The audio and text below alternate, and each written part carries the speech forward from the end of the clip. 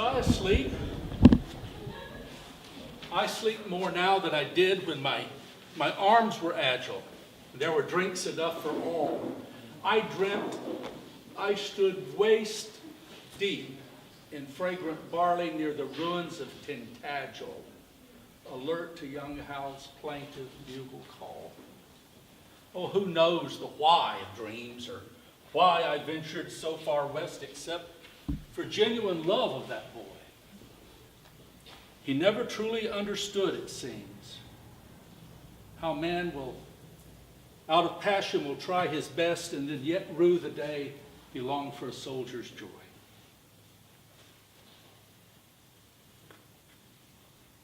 Ars Poetica.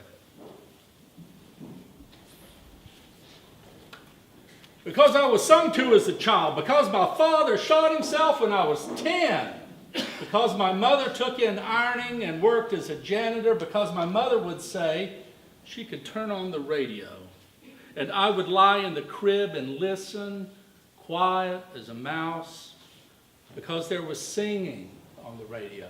Kitty Wells, the Louvin brothers, the Stanley brothers, the Carter family, the Stoneman family.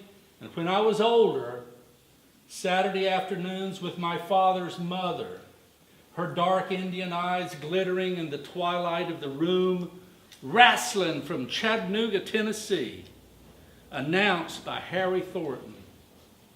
Because I watched my uncle slaughter hogs, because I watched my mother kill chickens for dumplings, because I watched the rescue squad drag Nantahala Lake for drowned vacationers up from Florida.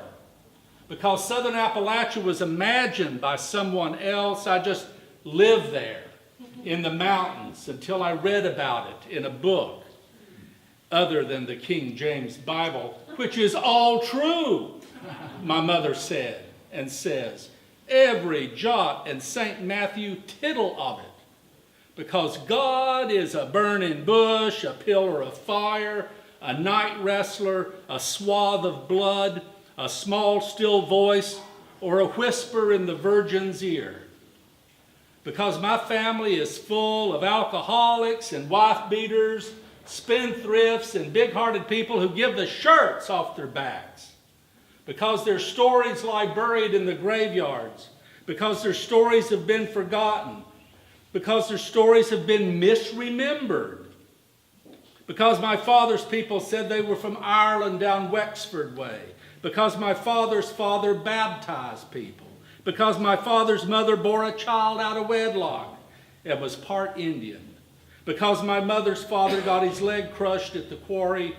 And because her mother died of brain cancer in her 50s.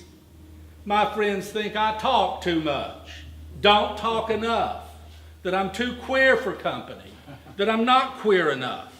My mother's people were Scots and Welsh. 3 cheers for the beard of Brady Marr. 3 cheers for the blood on the shills of the Keiths from Wick. 3 cheers for immigration, the waves of it, and the desperation behind it. Let's hear it for King's Mountain and the Scots' revenge for Culloden. 3 cheers for extended family, the nameless cousins, all the petty griefs and regrets, the novels never written, the movies never made, the solace of the bottle, the solace of sex, the solace of loneliness, of which there is plenty. And all hail the poetic arts and the art of poetry and the knowledge at the heart of it all. Words bear witness.